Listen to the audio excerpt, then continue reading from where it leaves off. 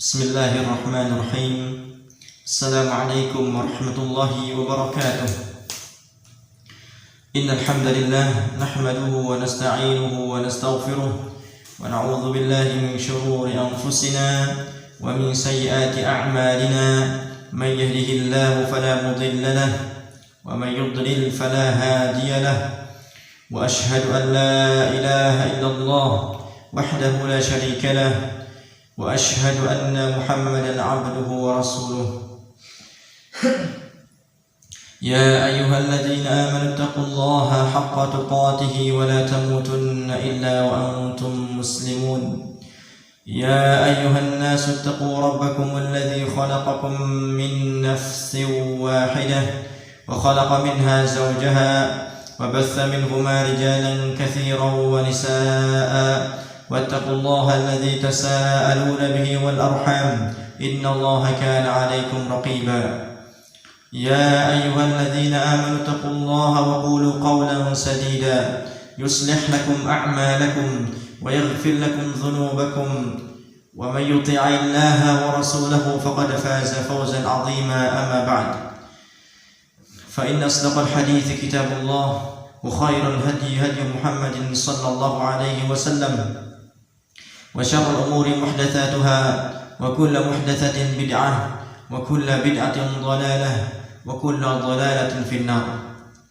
أيها المسلمون الصائمون, para jemaah sekalian yang dimuliakan Allah Subhanahu wa taala. Alhamdulillah kita masuk ke pertemuan yang ke-8. Sebelum kita mulai pembahasan kita, ya,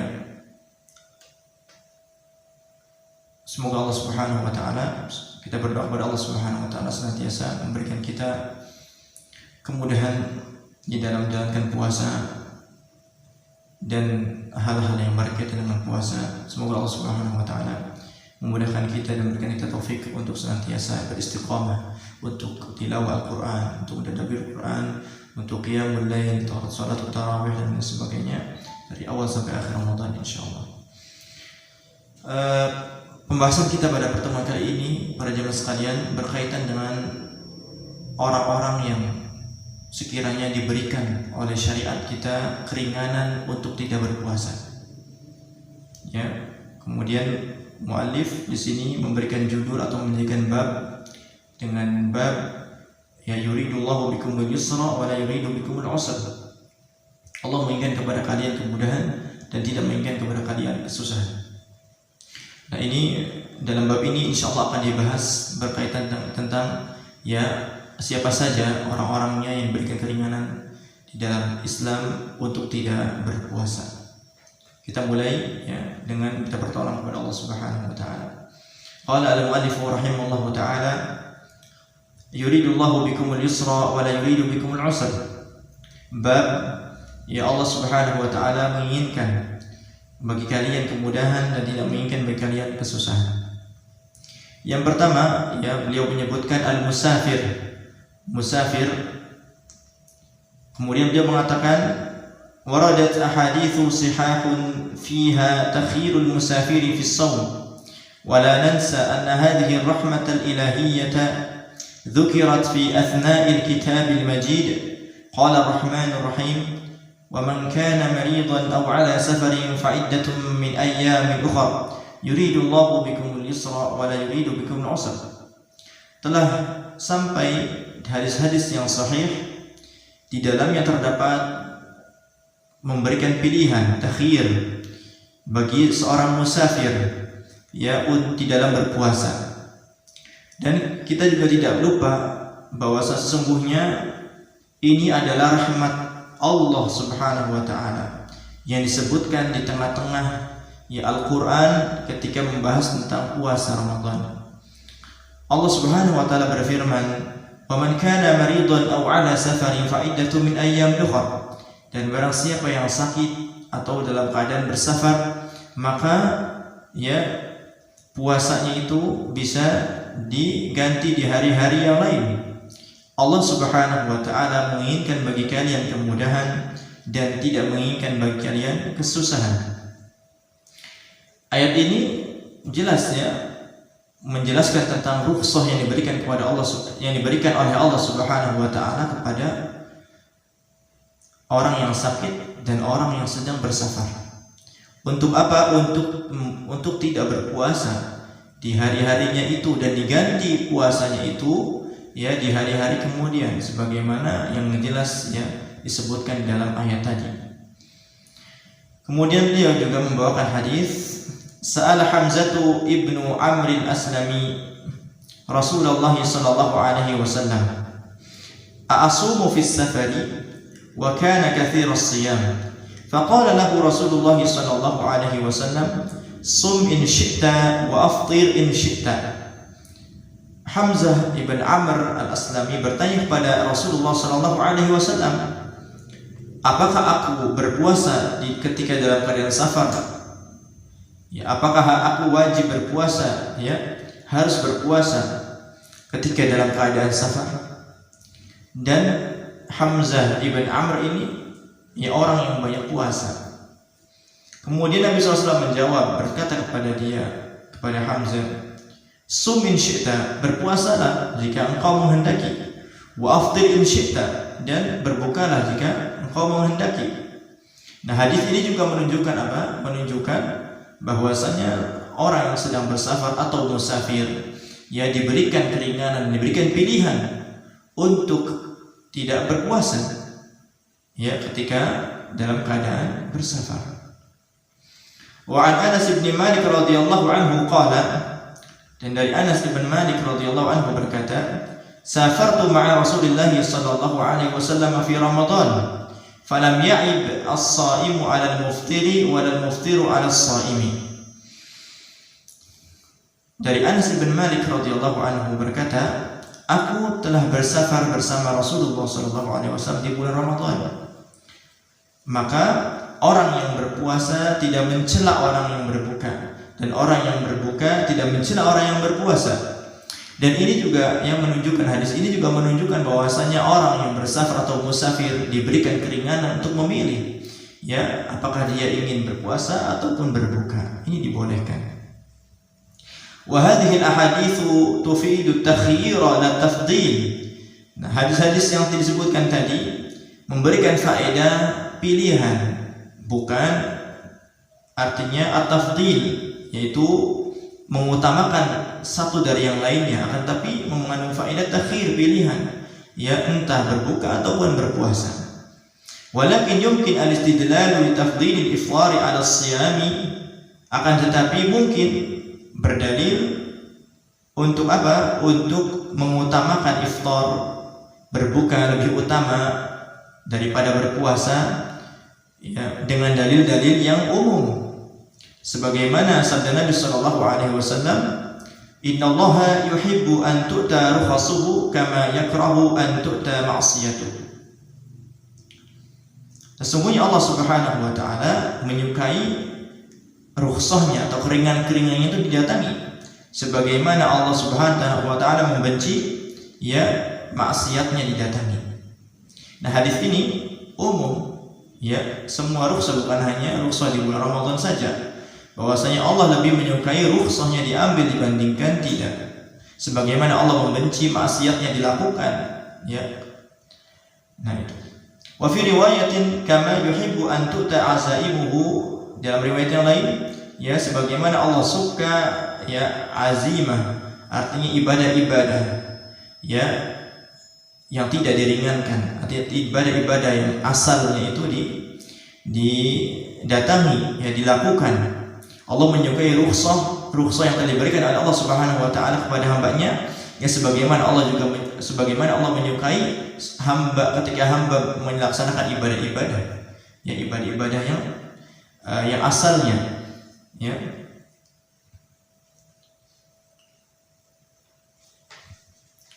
Lakin yumkin taqidu dzalika, kemudian Syekh mengatakan, lakin yumkinu taqidu dzalika biman laysa alaihi harajun fil qada'i wal ada' likay la ta'uda alaihi rukhsatu bi khilafil maqsud. Akan tetapi ya mungkin juga mengikat dalil umum tadi ya dengan orang yang tidak tidak masalah, tidak mempunyai masalah, tidak mempunyai kesukaran, kesulitan ya di dalam mengqadha puasa ataupun di dalam mengerjakan puasa. Likai la ta'uda alaihi rukhsatu bila bi khilafil maqsud. Agar apa? Agar rukhsah keringanan ini tidak kembali kepada orang itu dengan menyelisihi maksud daripada rukhsah itu. Waqad wadaha dzalika tawdihan la labsa fihi. Sungguhnya telah menjelaskan ya dengan penjelasan yang tidak ada kesamaran di dalamnya. Ma warada an Abi Sa'id Al-Khudri, apa yang sampai dari Abi Sa'id Al-Khudri radhiyallahu anhu, wa kanu yarawna annahu man wajada quwwatan fa shama fa hasan wa man wajada dha'fan fa aftara fa hasan. Para sahabat ya melihat, memandang bahwasanya bagi orang yang menemukan kekuatan kemudian yang berpuasa maka itu baik, dan barang siapa yang menemukan dirinya lemah ya kemudian berbuka maka itu pun baik. Nah, asar ini menunjukkan apa? Menunjukkan amalan para sahabat, yaitu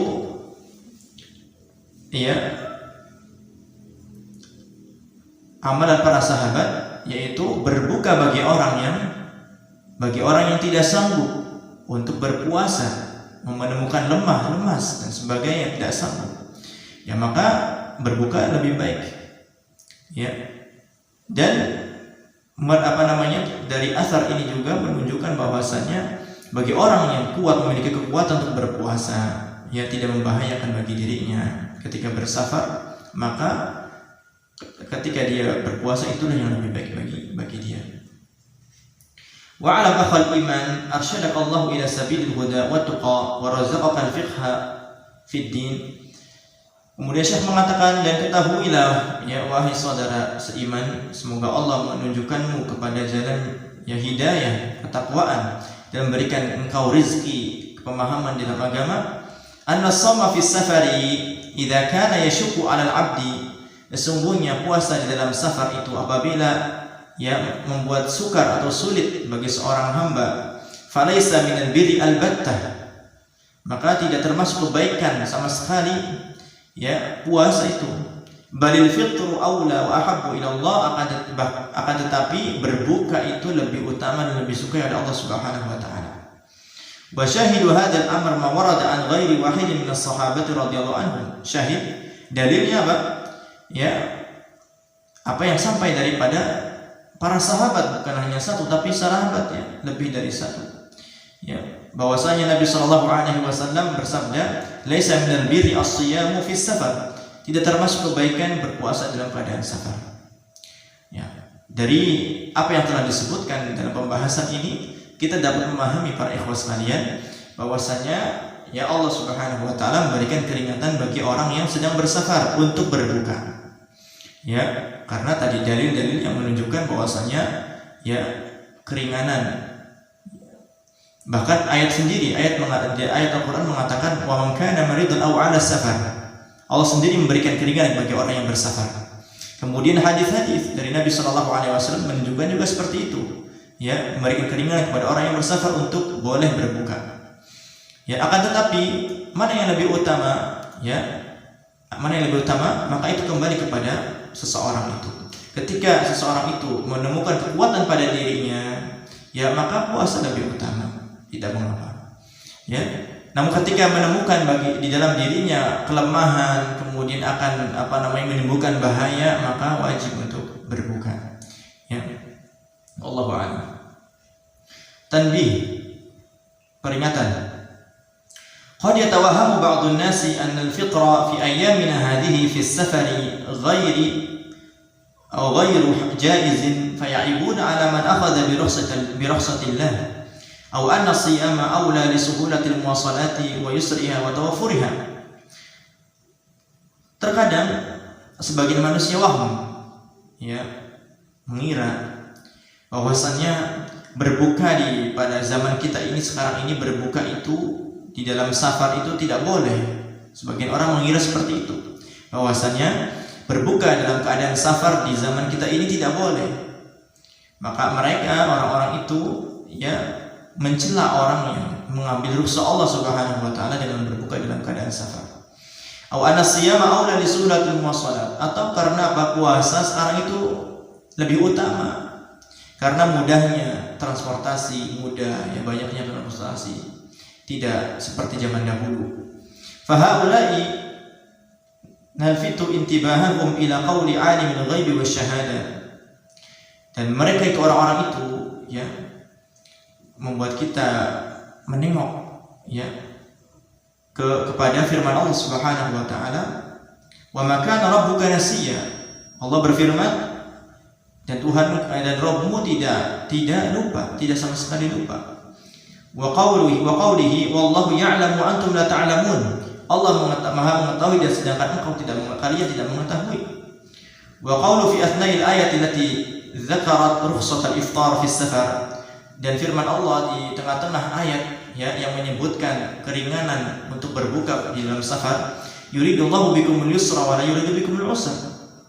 Nah, ay innal yusra was-suhulata wa tashila 'ala al-musafiri amrun yuriduhu Allah. Yaitu sesungguhnya kemudahan, memudahkan bagi orang yang bersafar, ini adalah perkara yang diinginkan oleh Allah Subhanahu wa taala. Wa huwa min maqasid syari'ati samha, ini termasuk maqasid syariat, tujuan syariat. Nahika anna alladhi syara'a ad-din huwa khaliquz zaman wal makan wal insan, ya, apalagi ya yang mensyariatkan agama ini adalah Allah Al-Khaliq yang menciptakan waktu, tempat ya dan manusia. Fa huwa a'lamu bihajatin nas, Allah Maha mengetahui kebutuhan manusia dari zaman ke zaman. Wa ma yuslihuhum wa ma yasluhu lahum, apa yang dapat memperbaiki mereka dan apa yang cocok bagi mereka dari zaman ke zaman. Ya, bukan hanya zaman turunnya wahyu saja, akan tetapi Allah Maha mengetahui zaman-zaman setelahnya. Wa qala azza wa jalla ala ya'lamu man khalaqa wa huwal latiful khabir. Ya, tidakkah ya dia mengetahui man khalaqa, siapa yang menciptakan, telah menciptakan, wa huwal latiful khabir, itu Allah yang Maha ya lemah lembut dan lagi Maha mengetahui. Nasuku hadza, kata Syekh di sini menyebutkan, kami menyebutkan ayat-ayat tadi liya'lamal muslim, agar seorang muslim mengetahui annahu idza qadallahu wa rasuluhu amran, apabila Allah telah memerintahkan dan Rasul yang memerintahkan sesuatu, lam yakun lahul khiyara, tidak ada baginya pilihan min amrihi, dari perintah itu. Bal raddada ma'ibadillahil mu'minin al-mukhtabin alladzina yuqaddimuna baina yadillahi wa rasulih, bahkan ya mengulang-ulang ya bersama hamba Allah yang mukmin yang terpilih, yang tidak mendahulukan perkataan Allah dan Rasul dari selainnya, ya mengulang-ulang sami'na wa ata'na ghufranaka rabbana wa ilaikal masir. Nah, ini kewajiban bagi kita seorang mukmin ya yang bertakwa dan taat kepada Allah Subhanahu wa taala. Apabila Allah dan Rasulnya telah memerintahkan suatu perkara, ya maka hendaknya kita mengucapkan sami'na wa ata'na, kita mendengar dan kita taat. Ya. Nah, intinya Syekh ingin memperingatkan bahwasannya jangan sampai kita mengira bahwasannya keringanan ini, keringanan rukhsah yang diberikan oleh Allah Subhanahu wa taala untuk orang yang bersafar ini, jangan sampai kita mengira bahwasannya ini tidak berlaku pada zaman ini. Ya, tidak berlaku pada zaman kita sekarang ini. Jangan sampai kita mengira seperti itu. Ya, akan tetapi ya rukhsah ini akan terus ada sampai hari kiamat. Ya, bukankah kita meyakini bahwasanya Allah tidak lupa? Allah mengetahui, ya Allah telah menciptakan zaman, tempat. Allah Maha mengetahui nanti pada suatu zaman akan ada kapal terbang. Allah Maha mengetahui pada suatu zaman nanti akan ada ya kereta cepat. Allah Maha mengetahui. Ya, dan dan Allah Subhanahu wa taala Maha mengetahui ya bahwasannya keringanan dalam safar itu terdapat hikmah yang sangat besar, dan terdapat keringanan bagi hamba-hambanya yang sedang melaksanakan puasa Ramadan. Wallahu a'lam. Kemudian golongan yang kedua yang diberikan keringanan dalam syariat kita untuk tidak berpuasa, ya, yaitu orang yang sedang sakit, al-marid. Abahallahu lil maridi al-fitra rahmatan bihi. Allah Subhanahu wa taala telah membolehkan bagi orang yang sakit untuk berbuka sebagai rahmat bagi orang yang sakit itu. Wa taysiran alaihi, kemudahan bagi orang yang sakit itu. Wal maradul mubihu lil fitr, sakit yang membolehkan untuk berbuka. Huwa alladhi yuaddi ma'as shaumi ila dharar, yaitu sakit yang membawa kemudaratan ketika disertai puasa. Fi nafs, di dalam jiwa. Au ziyadati illatin, atau bertambah parah sakitnya. Au yukhsha ma'ahu ta'akhuri syifa, atau ditakutkan penyembuhannya akan tertunda. Wallahu a'lam. Nah, intinya ikhwas sekalian, dalam pembahasan ini termasuk yang diringankan oleh Allah Subhanahu wa taala untuk tidak berpuasa adalah orang yang sedang sakit. Wa man kana maridan aw 'ala safar. Barang siapa yang sakit ataupun dalam keadaan safar. Nah, di sini dalam ayat ini menunjukkan bahwasanya orang yang sakit pun diberikan keringanan untuk tidak berpuasa. Dengan catatan sakit bukan hanya sekedar sakit, tapi sakit yang membawa mudarat ketika orang itu berpuasa. Atau bertambah penyakitnya, bertambah sakitnya dengan dibawa puasa. Atau terlambat penyembuhannya. Kata dokter, kalau seandainya puasa maka penyembuhannya akan terlambat. Nah, ini juga dibolehkan. Orang yang seperti ini dibolehkan untuk berbuka. Dan insya Allah kita akan bahas di bab al-qadha, bagaimana mengqadha puasa dan fidyah. Kita akan mengetahui bahwasannya orang yang sakit itu kriteria ada dua. Ada orang yang sakit diharapkan kesembuhannya, bahwasanya sakitnya itu nanti akan sembuh insya Allah. Maka seperti ini diberikan keringanan untuk berbuka dan wajib dia untuk mengqadha di hari-hari di luar Ramadan setelahnya sesuai dengan kadar dia berbukanya. Dan ada juga orang yang sakit yang kata dokter tidak mungkin lagi disembuhkan penyakitnya itu.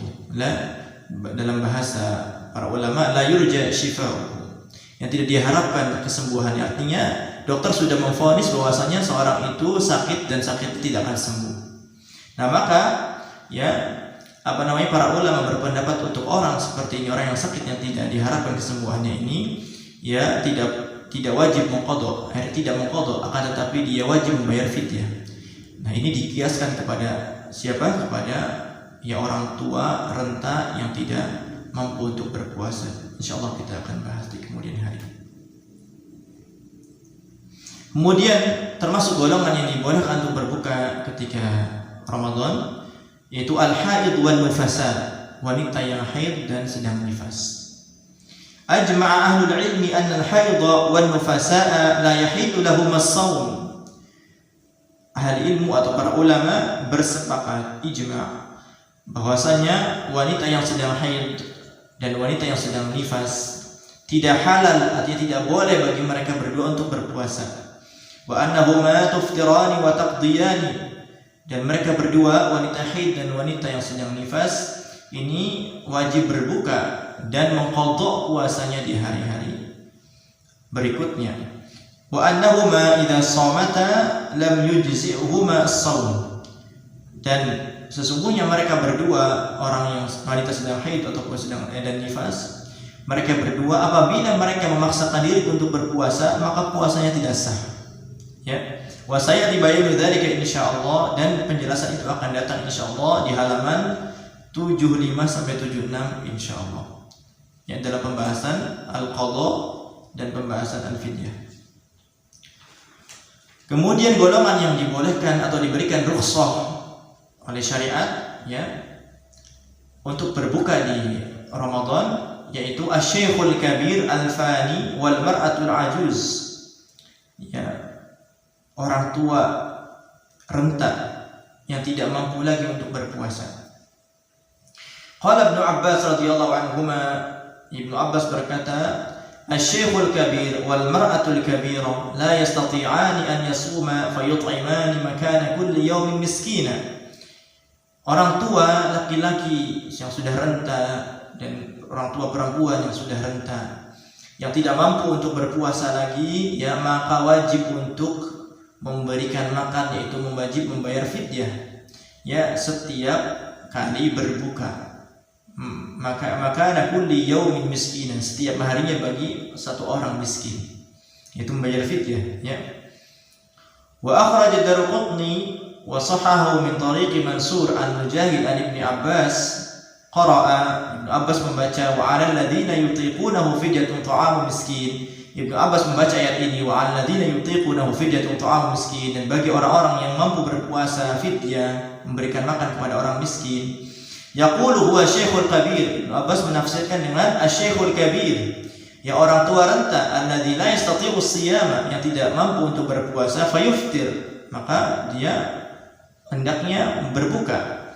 Wa yut'im an kulli yaumin miskinan, dan memberikan makan, ya, dari setiap harinya itu seorang miskin, nisfa sa'in, setengah sa' min hantah, daripada gandum.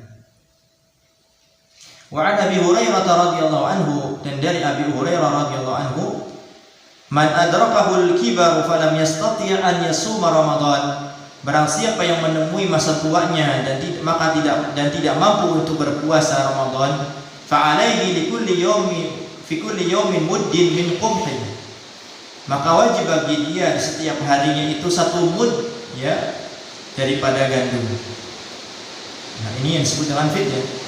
Wa Anas bin Malik, dari Anas bin Malik, annahu dha'ufa 'anis shaum, bahwasanya beliau Anas bin Malik di masa tuanya itu lemah, tidak bisa berpuasa. Aman, 1 tahun penuh. Fasana'a jafnata sari, maka Anas membuat bubur, 1 tobak bubur. Wada'a 30 miskinan, kemudian mengundang 30 orang miskin untuk makan. Fa ashba'ahum, dan makan itu yang mengenyangkan mereka. Nah, ini dari penjelasan ini kita ketahui bahwasanya seorang tua, laki-laki ataupun perempuan yang rentan tidak mampu untuk berpuasa, maka dibolehkan untuk untuk berbuka dari puasanya, dan wajib menggantinya dengan fidyah. Tidak perlu memotong, akan tetapi wajib membayar fidyah, ya, di setiap kali dia berbuka. Ya, kalau dia berbuka 2 hari, 3 hari, membayar fidyah, ya. 30 hari fidyah, ya. Dan ukuran fidyah sebagaimana yang dijelaskan dalam hadis ini, ya, seukuran mud ataupun setengah sa'. Mud atau setengah sa'. Mud itu, ya, kalau dijadikan gram itu 750 gram. Ya, kalau sa', nisfu sa', setengah sa', itu 1,5 gram. 1,5 kilogram. Ya, nisfu sa'. Nah. Dan dari penjelasan tadi juga, yang menjelaskan kita tentang tata cara memberikan fidyah. Ya, ada 2 cara kalau kita, ya, simak tadi. Ada 2 cara. Cara yang pertama, kita dapat membuat makanan siap matang, ya, kemudian kita mengundang orang-orang miskin, ya, selama 30 hari misalnya puasa, dia membayar fidyah, panggil 30 orang miskin, kemudian makan makanan, ya, langsung menjadi itu bisa. Dan bisa juga, ya, memberikan makanan pokok yang mentah, ya, tadi ukurannya mud 750 gram, atau lebih afdolnya 1,5 kilogram.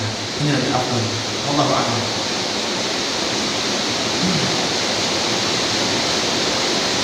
Kemudian, ya, yang terakhir yang disebutkan dalam kitab ini, al-hamil wal murdi', orang wanita yang hamil dan wanita yang sedang menyusui.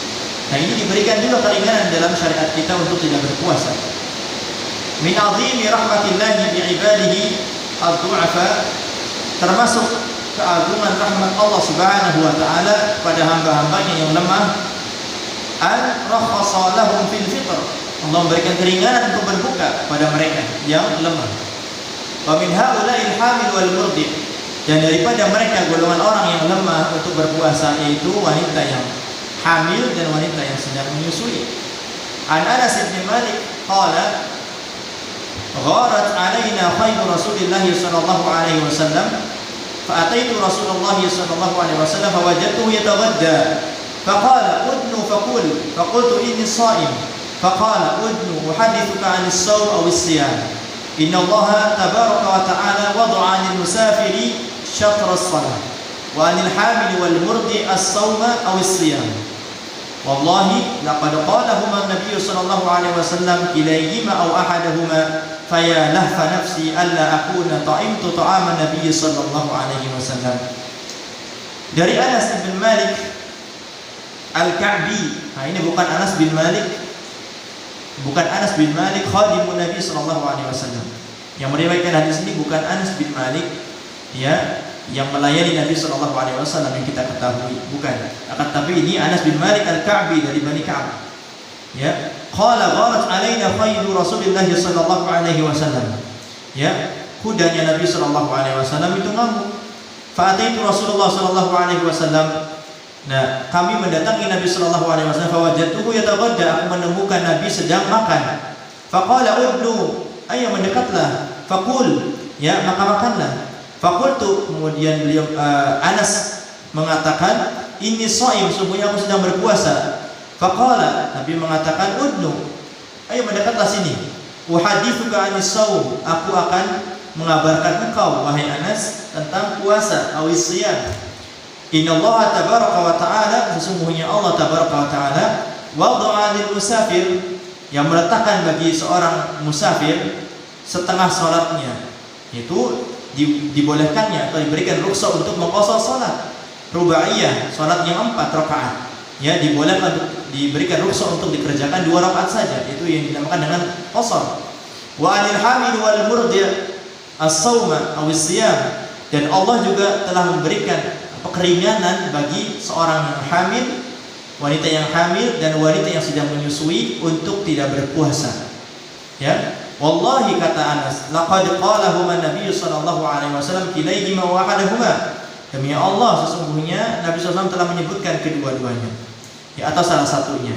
Fayalah fa nafsi alla akuna ta'imtu ta'ama Nabi sallallahu alaihi wasallam. Kemudian beliau menyebutkan bahwasanya beliau Anas menyesal diajak makan Nabi tapi beliau tidak mau, ya. Beliau menyesal tidak mencicipi makanannya Nabi sallallahu alaihi wasallam. Dalam hadis ini, ya, jelas sekali bahwasanya Allah Subhanahu wa taala juga memberikan keringanan kepada siapa? Kepada wanita yang hamil dan wanita yang menyusui.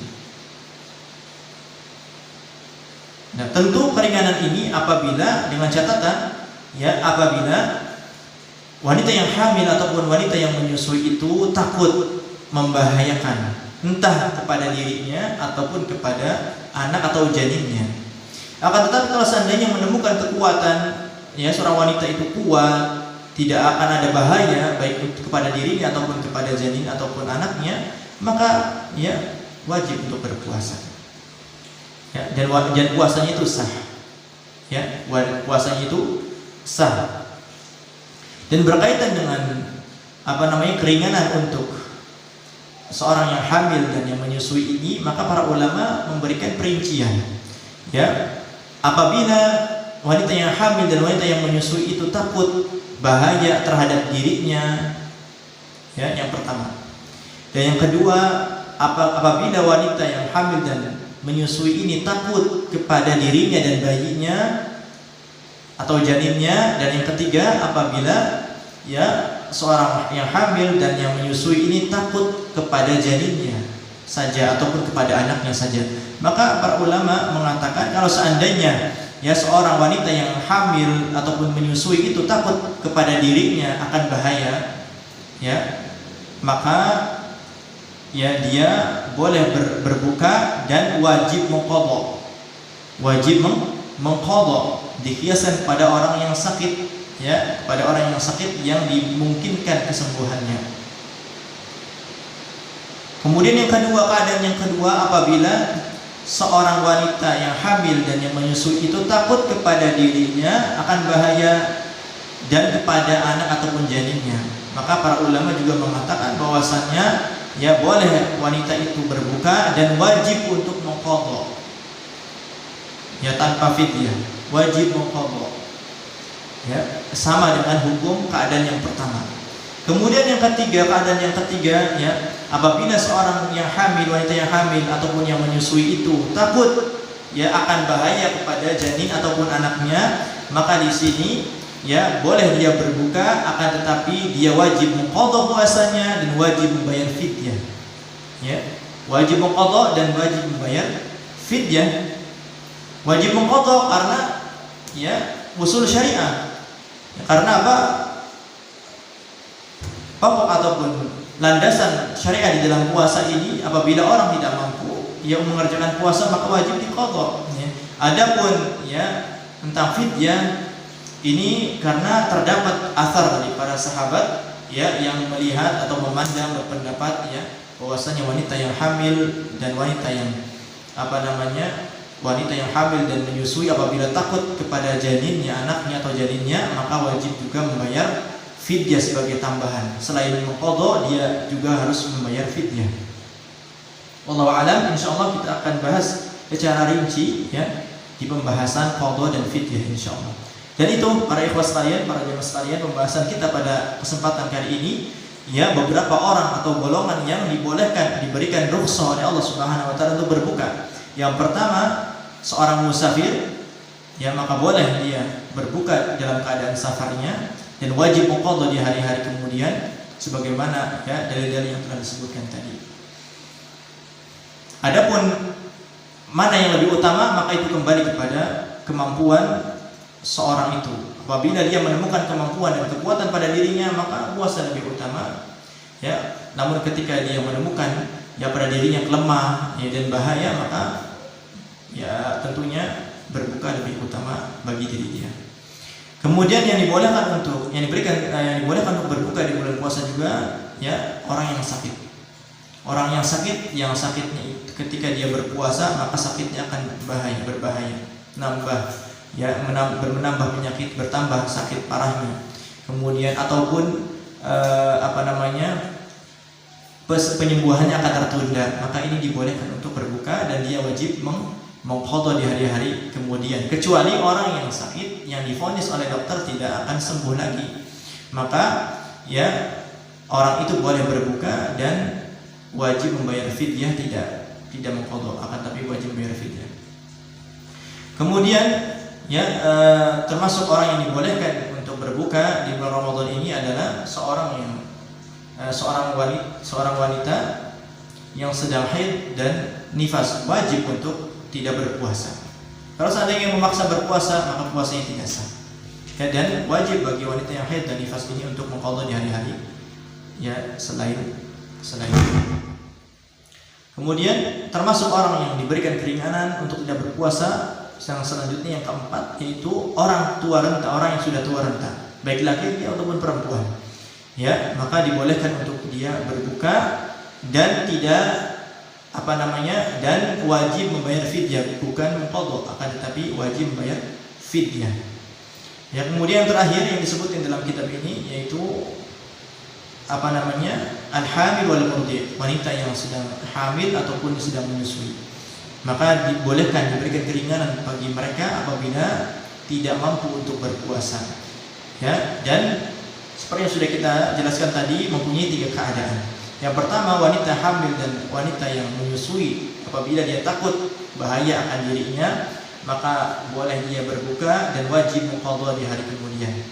Kemudian keadaan yang kedua, ya seorang yang sedang hamil dan menyusui itu takut akan dirinya dan bayi atau janinnya, maka mereka juga dapat keringanan untuk berbuka dan wajib mengqadha di hari yang lain.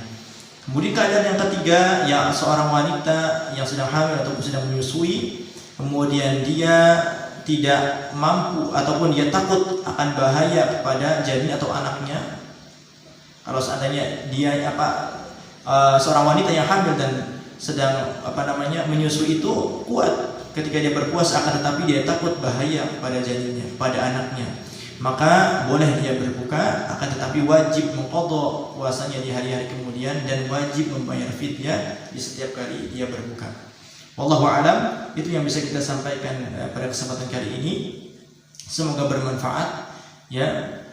Semoga bermanfaat Dan insya Allah kita lanjutkan kajian kita ya di pertemuan yang akan datang.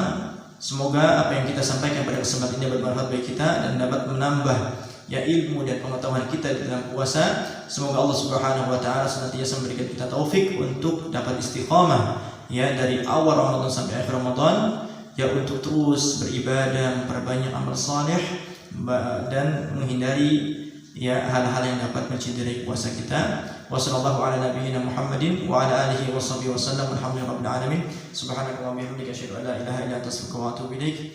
Assalamualaikum warahmatullahi wabarakatuh.